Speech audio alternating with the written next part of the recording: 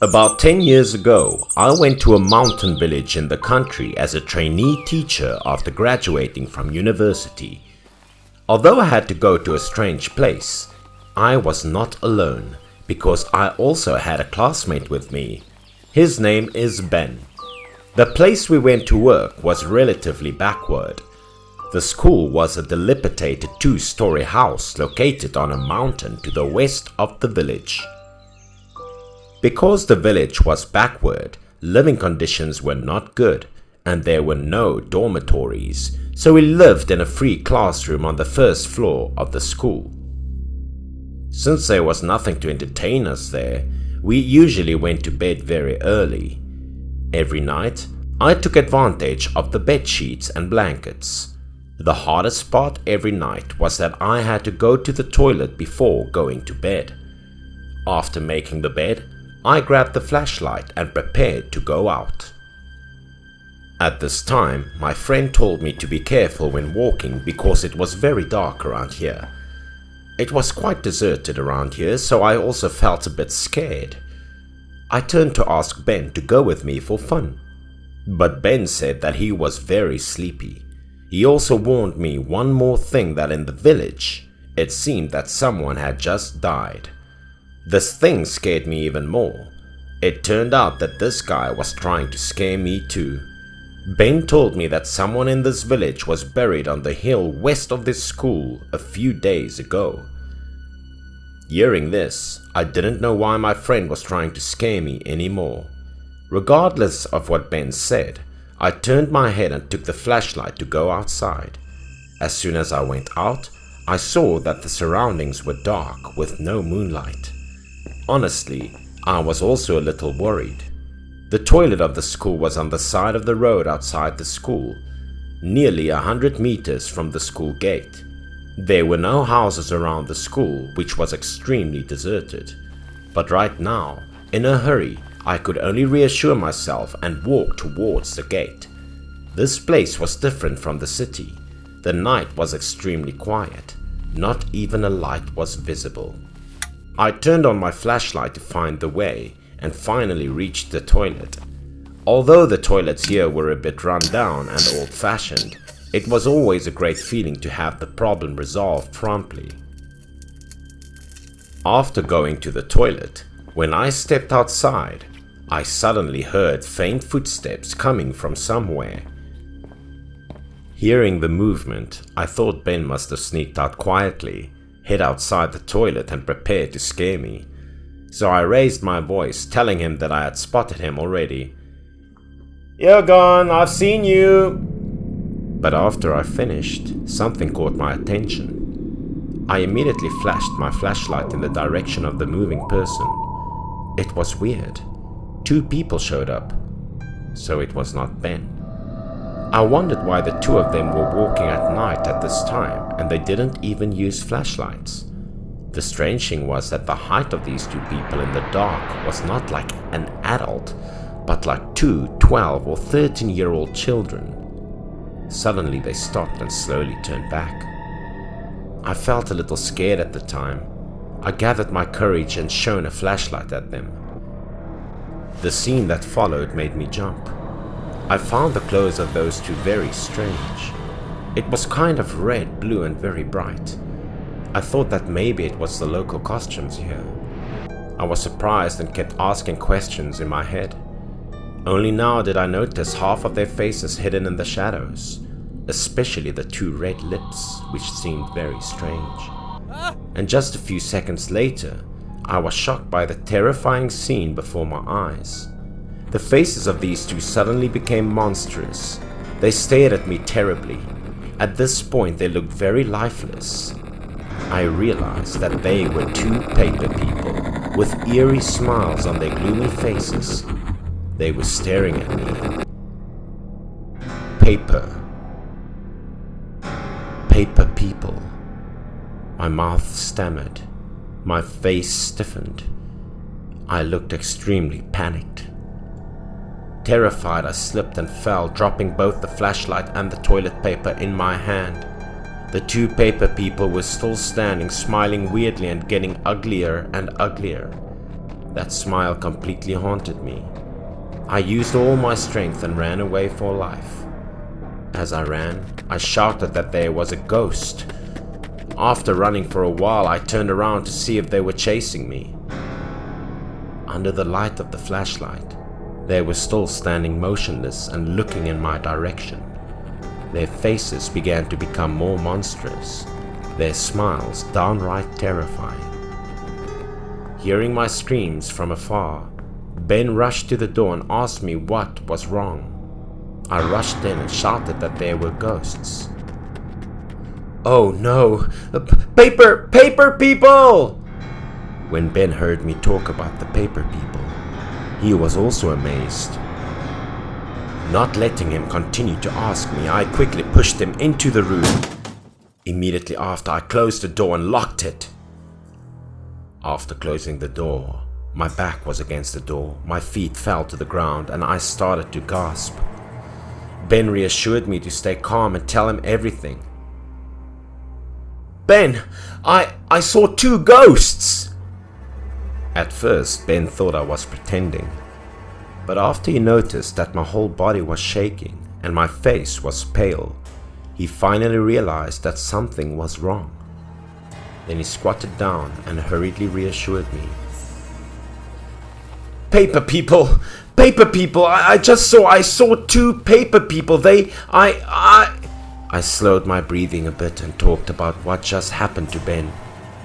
After listening to me, Ben was silent for a moment, then helped me to the bed to rest.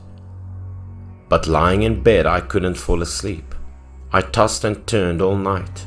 My mind was filled with the bizarre scene. The following morning, the sun rose and warm rays were shining through the window. I woke Ben up and went to report this to the village secretary.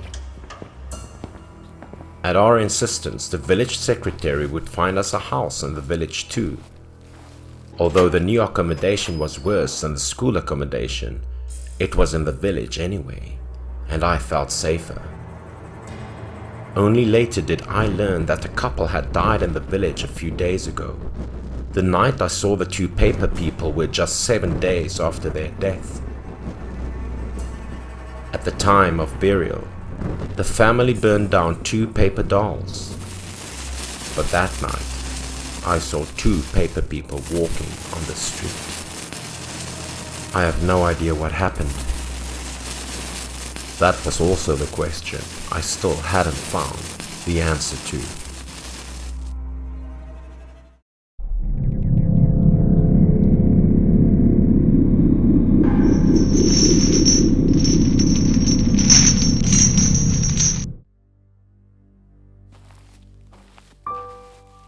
My name is Nara, and I worked as a makeup artist.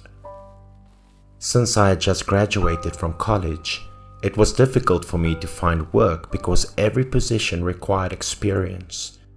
Following the recommendation of my friends, I went to see the funeral home director and applied for a job here to improve my skills. After talking with my family, my father advised me not to take the job because contacting the dead was not a good thing. I was a little hesitant in my heart, but anyway, the income of the job was quite good and I could comfortably practice on corpses.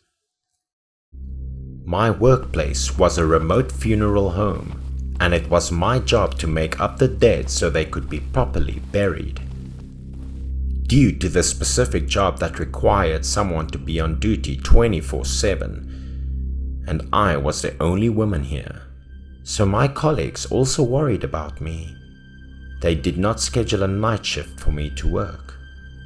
When I first started working, I was assisted by my colleague, so I gradually became accustomed to the job.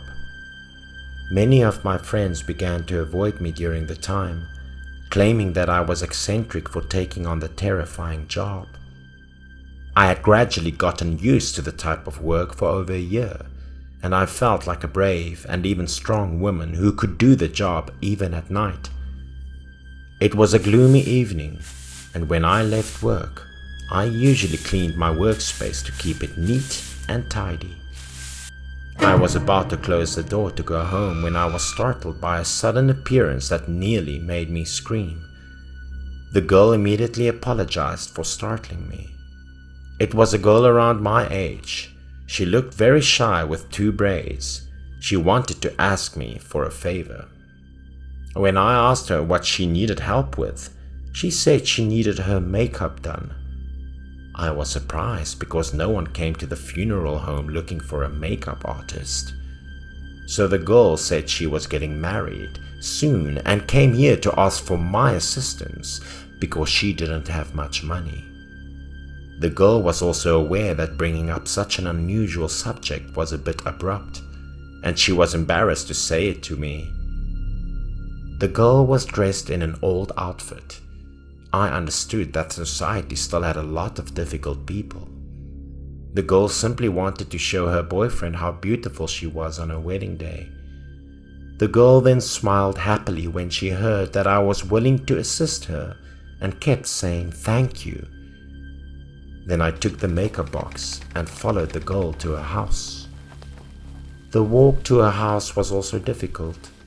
It took more than an hour to get there. When she invited me into the house, she apologized profusely for allowing me to walk so far, but I didn't mind. I started opening the makeup box I had brought and prepared to do the girl's makeup. At the point, the girl introduced herself as Hama. I took out the makeup tools. These were the tools for applying makeup to the dead anyway. I still had to consult Hama before proceeding, and she agreed. I started carefully applying Hama's makeup after seeing what she didn't mind. When I applied makeup, I could see Hama's nervousness and tension on her face. All of a sudden, I noticed a black bruise on her neck. I worked in a funeral home for over a year, so I knew exactly what the scar was. Sweat poured down my forehead. My face was pale. I trembled. My heart panicked, as if it wanted to jump out. When Hama noticed that I had abruptly stopped applying makeup, she inquired me curiously. I quickly adjusted my breathing and emotions. I resisted the fear in my heart and continued to put on Hama's makeup, but my trembling hands revealed my inner fear. Then, because I was too shaky and couldn't make up anymore, I stopped. Hama then showed me the typical black trace of a corpse on her neck and said, "The trace scared you, right?" Then Hama lowered her head, a sad expression on her face, and told me her story. Hama said that she really wanted to marry her boyfriend, but a heartbreaking incident happened. It turned out that Hama had a boyfriend named Sam for over 5 years and was about to tell his family that they were getting married. However, after learning that Hama was an orphan, Sam's parents disagreed. Soon after, Sam decided to break up with Hama. Sam said she could find a new partner, but his parents only had one child, him, so he didn't want to disobey them. Sam decided to leave regardless of how much Hama clung or begged, and Hama desperately fell to the ground, tears falling non-stop. Hama felt as if the entire world had abandoned her, and even the person she loved the most had abandoned her. Hama stood on the cliff, looking at the scenery in the distance, thinking of Sam, tears welling up in her eyes. She had not expected Sam to treat her so cruelly. Hama did not hesitate, but chose to commit suicide by jumping off the cliff. There was no longer a Sam, no longer love, so her life had no meaning. Listening to the end of the story, I thought Hama was so pitiful. My tears fell because of Hama's story and also because of fear. Hama was now enraged. Her eyes were empty and I could see maggots crawling around her eyes. When I saw Hama's situation at that point, I jumped back in fear. leaned against a wall and shivered all over. I closed my eyes and I didn't dare to look at her, but from her voice I could hear her angry mood stemming from her hatred of Sam. All of a sudden, the surroundings became silent. I secretly opened my eyes and kept praying for her to leave quickly. But as soon as I opened my eyes, I regretted it. Hama was standing in front of me. I could even smell the stench coming from her mouth. I wanted to vomit. When I saw Hama's hideous face so close to mine, I stiffened all over. The ghost then asked me to make her beautiful so she could find Sam, but I advised her to let go of everything. When Hama heard my statement, she became enraged and grabbed me by the neck. Hama's hand strangled me tighter and tighter, and I felt like I was suffocating. Then she let go of her hand, saying that if I put on good makeup for her, she would spare me. After Hama returned to her original form, I suppressed my fear and began applying Hama's makeup.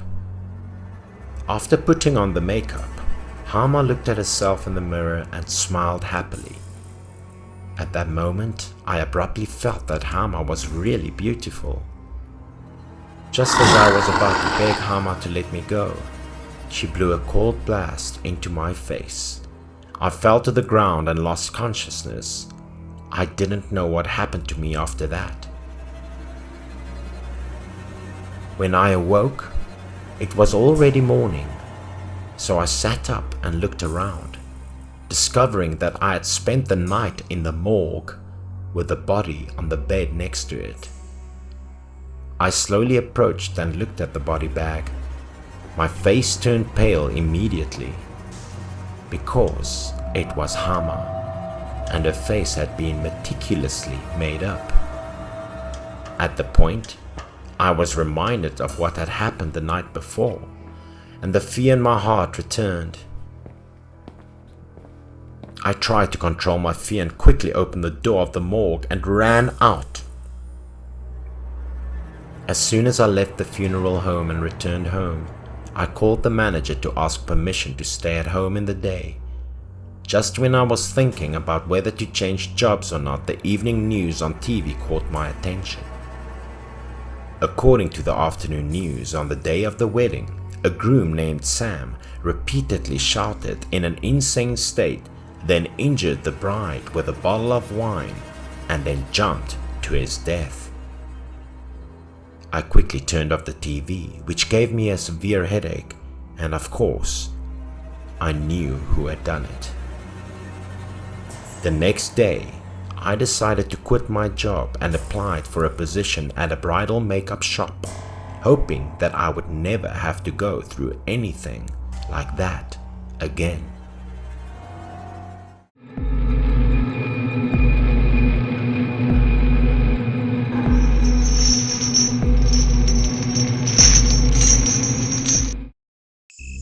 Jack did not have nightmares often, but there was one night he will never forget.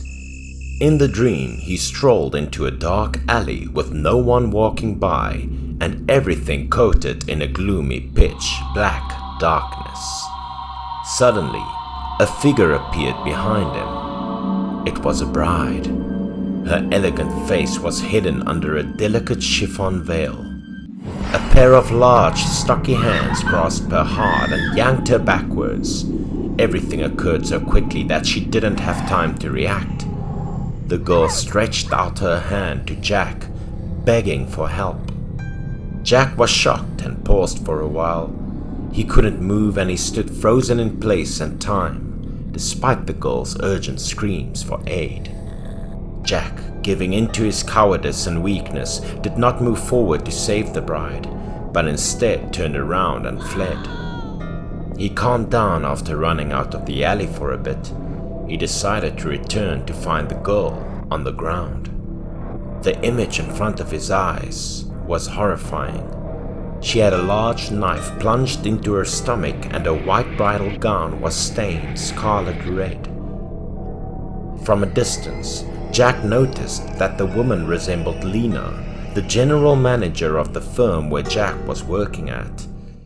As the sun began to rise and shine on the high buildings, the alarm clock sounded loudly. The alarm clock destroyed Jack's fantasy, and he returned to reality. He exhaled a sigh of relief and counted himself fortunate that it had only been a terrifying nightmare. After taking a shower, Jack headed to work as normal, trying to keep his thoughts as relaxed as possible in preparation for an active working day. The subway was quite packed. The surrounding environment was extremely bustling, and it was extremely noisy sometimes. Jack was feeling a bit nervous, and he couldn't stop thinking about the awful nightmare he had last night, which might be linked to what happened to him a few days before. Last Friday, Jack worked until 8 p.m. because the general manager was dissatisfied with his plan and required him to rework it. Jack was weary after a long day of work, so he immediately exited the train and headed home.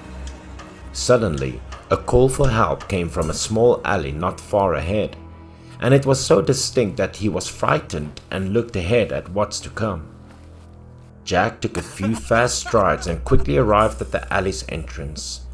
Jack could identify the lady in front of him as the general manager of his firm, Lena, based on the knee-length pencil dress he saw every day and the woman's high heels. At first looks, the people surrounding her didn't appear to be decent people, and Jack faintly heard someone say, "Give us your money," or "Hand it over now." The general manager, who controlled an entire firm that was highly rigorous at work, now had no power, and Lena's entire body shivered with dread. Lena felt relieved with Jack's presence when she happened to see Jack walking by at chance. She grabbed the opportunity, urgently pleading for Jack's assistance. The goons who had been following Lena's finger direction noticed Jack standing at the alley's entrance. The blonde guy, on the other hand, directly challenged Jack, saying, "Boy, do you want to be a hero and save the beauty?" At that time, Jack was unsure whether he should intervene and save Lena. But in the end, Jack remembered being chastised by Lena not long before, so he opted to disregard her cries for help by ignoring the situation. When Jack returned to reality, he couldn't help but shudder. He hadn't expected to be so upset with the manager that he would be so hesitant about situations concerning life and death. Jack arrived at the firm bewildered and filled with a lot of confusing ideas in his heart. When he initially arrived at the firm, he saw that something was amiss. Several employees were muttering and chatting around him as if something horrible had happened. When he sat down to work, Trio, who was seated right next to him, rushed over to alert Jack that something significant had occurred. Jack was perplexed and inquired of his colleague as to what had occurred. Lena, the company's general manager, has passed away, according to a co-worker. When he heard it, Jack became petrified and pretended he didn't know anything about it. Lena was robbed and murdered in an alley near the firm, according to a colleague. Then Jack's co-worker groaned in sorrow, not expecting Lena to have had such a short life when she was about to get married soon. Throughout the day, people at Jack's office talked about Lena's death. Jack did not dare to tell anybody about what occurred last Friday. Instead, he turned on his computer and sat in front of it. He was no longer in the mood to work. He had no idea that a routine heist would evolve into a murder investigation because he opted not to save her. Jack was exceedingly sluggish after leaving work. He arrived home with an unkempt appearance and little vigor left. He believed his previous nightmare was intended for him. After sitting on the chair for some time and pondering, Jack went into a deep slumber while he was leaning on the sofa. In Jack's dream, the woman in the white bridal gown reappeared. this time standing at the end of that desolate lane. This time, Jack could clearly see the woman's face. It was Lena, and her expression was frightening.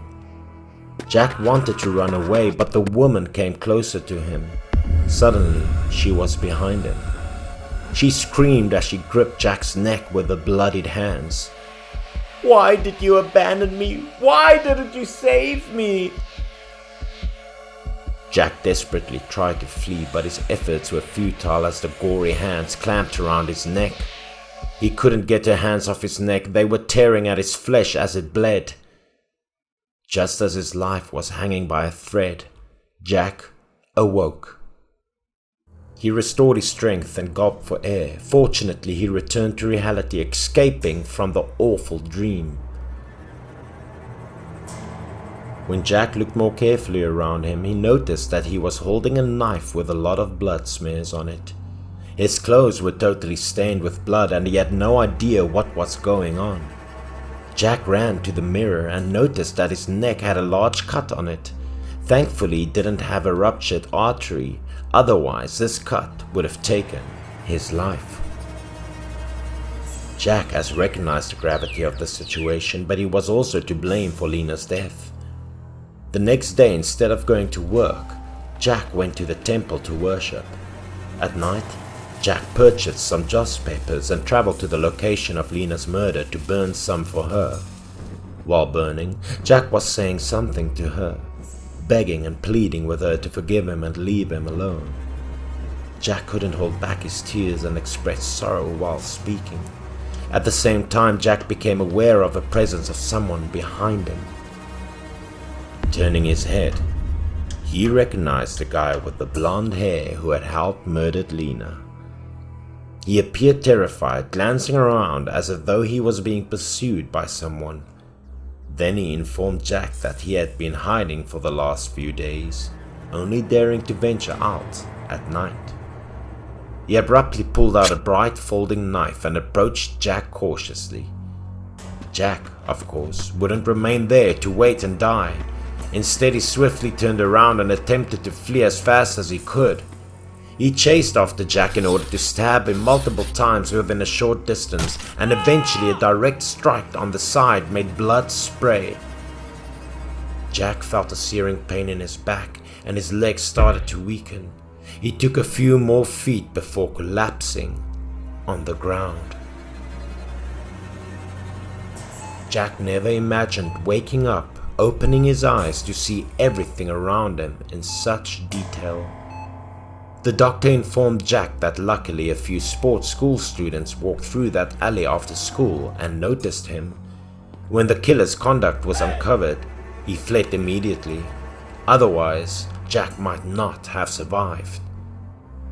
Those students were all martial artists, and of course they were too powerful for the killer. They utterly punished him with a few strikes. The police soon confirmed that this guy was the one who murdered the manager Lena a few days ago, and he was presently being held in a jail as the investigation and clarification of the case continues. When Jack heard the doctor's remarks, he wouldn't say anything since his heart was filled with so many conflicting feelings. Jack was discharged from the hospital about 2 months after. The knife the guy used to stab him did the damage to his spinal nerves. Even if he cured Jack, he would not be able to work for a long time. As a result, Jack finally had to quit his job and return to his hometown.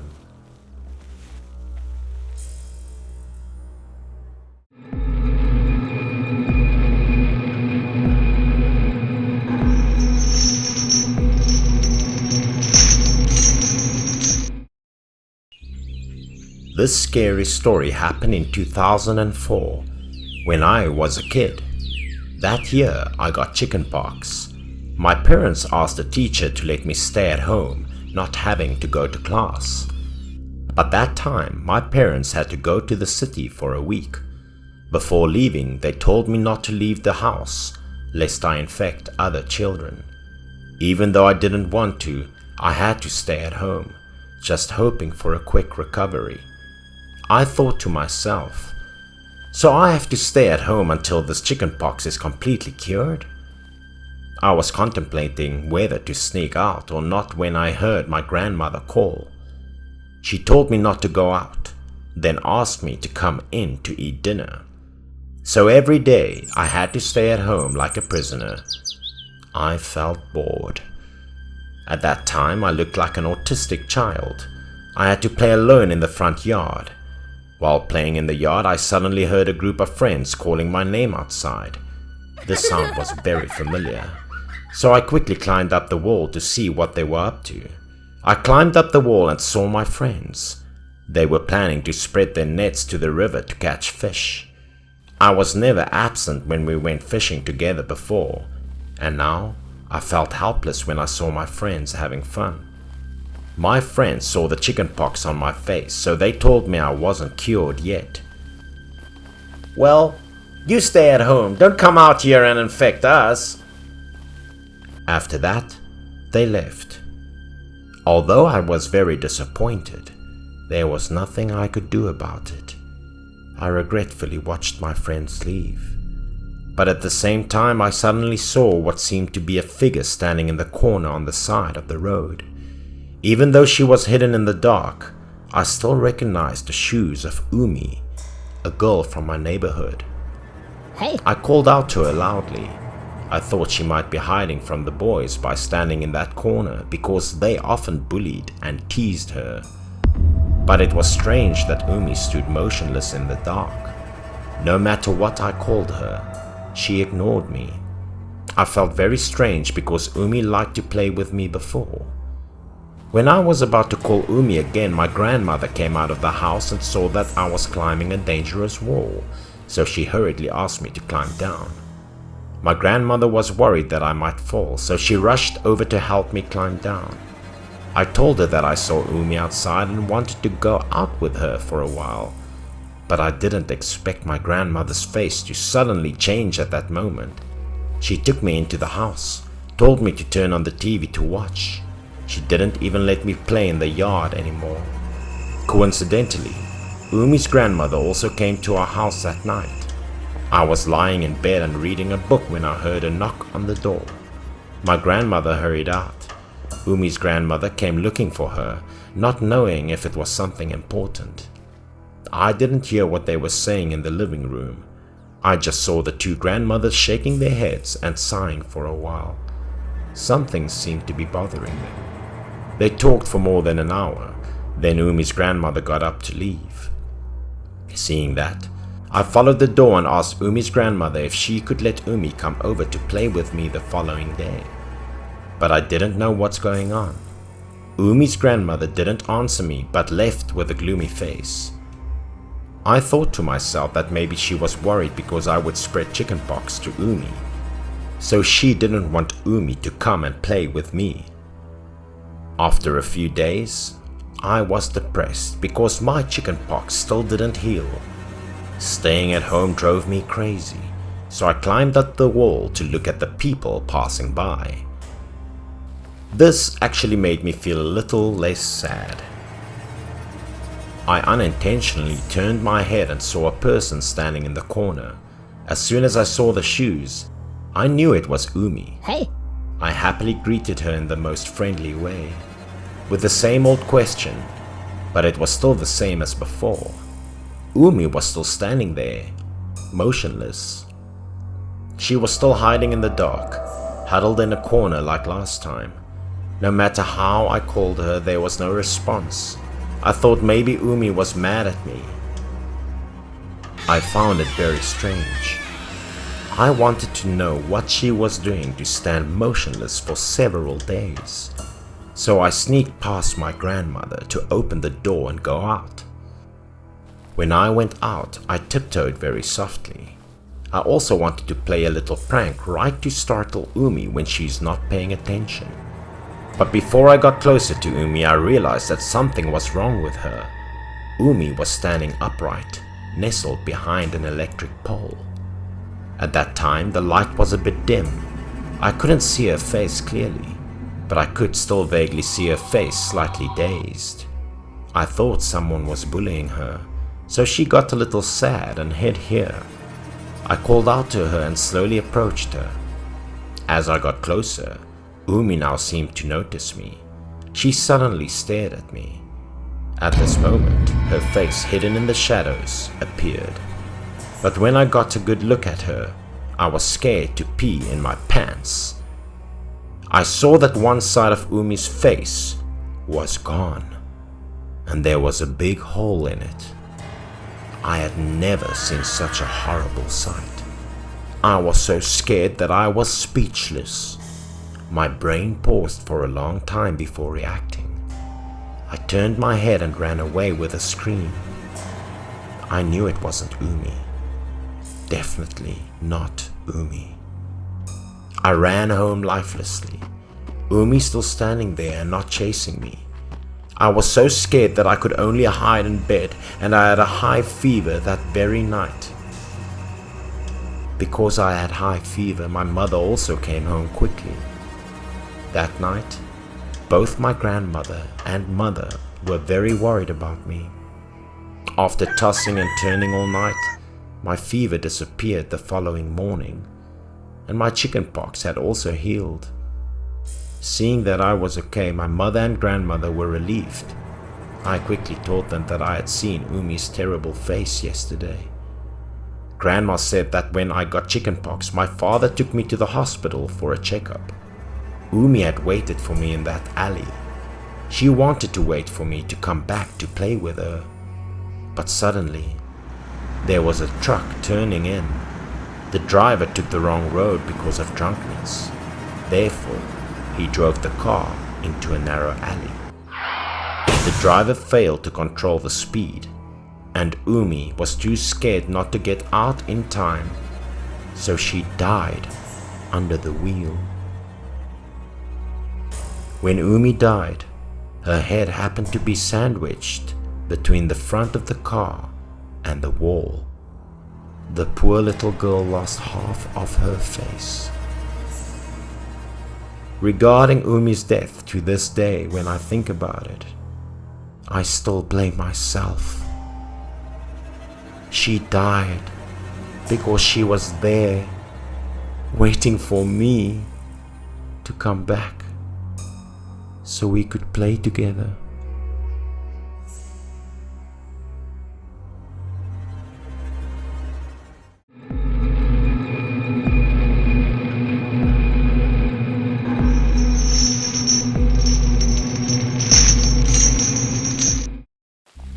This terrifying event happened to my buddy Ben when we were in high school.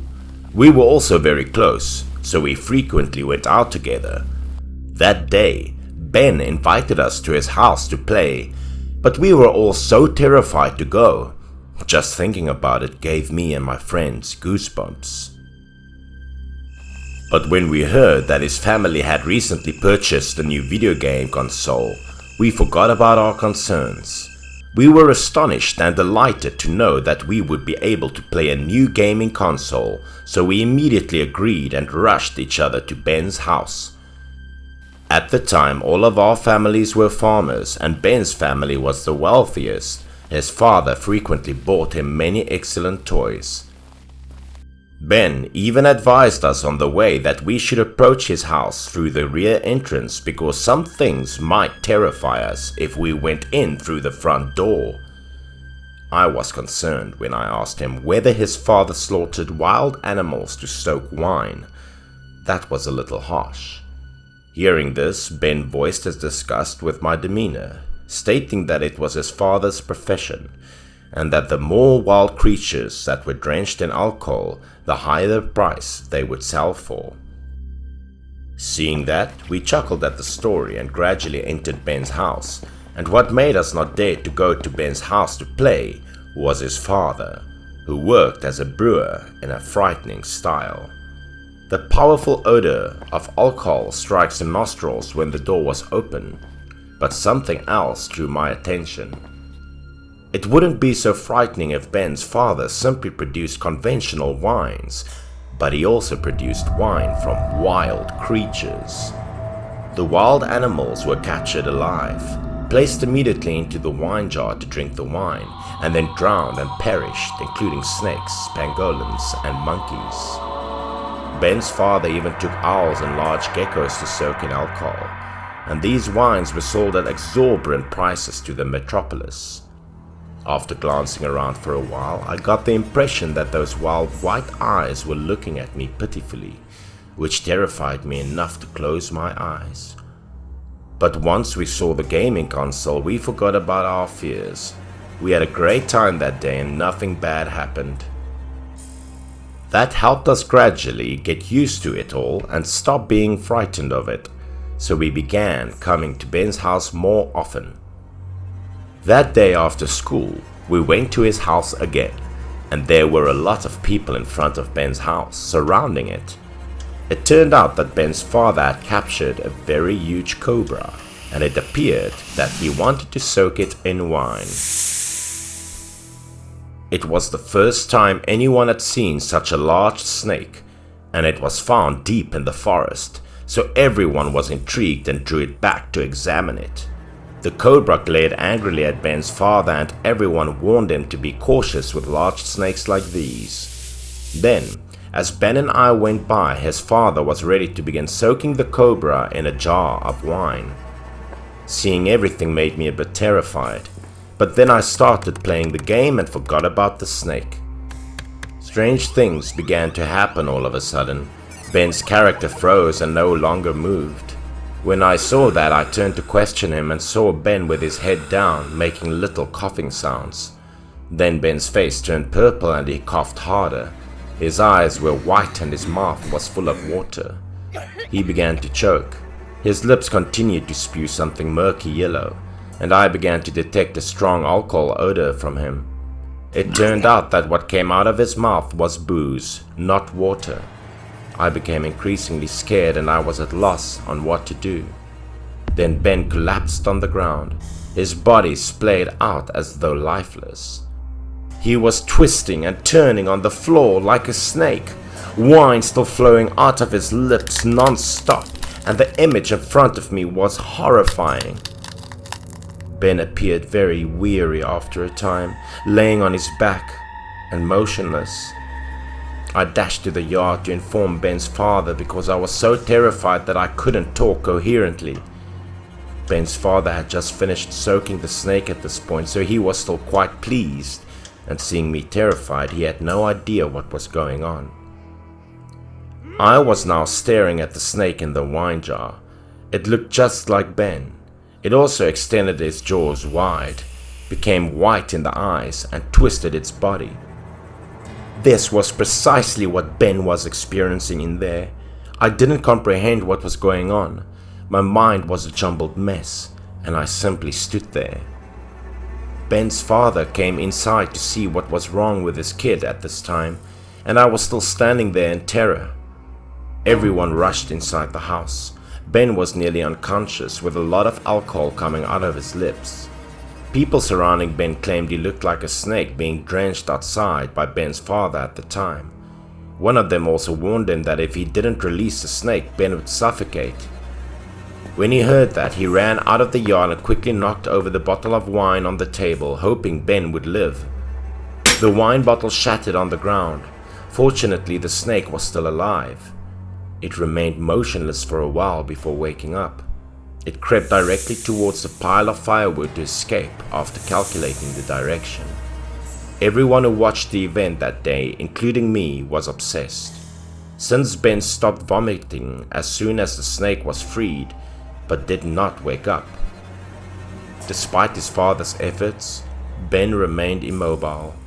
Seeing this, everyone urgently requested that his father bring Ben to the hospital in order to rescue him in time, as he was concerned that Ben would die if he continued to do so. Ben was classified as intoxicated at the hospital by the doctor because he drank too much alcohol. He slept for more than 2 days after that. I paid Ben a visit when he recovered consciousness and questioned him about what occurred that day and whether he remembered anything. Ben stated that while playing games as usual, he suddenly detected a strong odor of alcohol in his nostrils. Then his entire body plunged into a large pool of wine.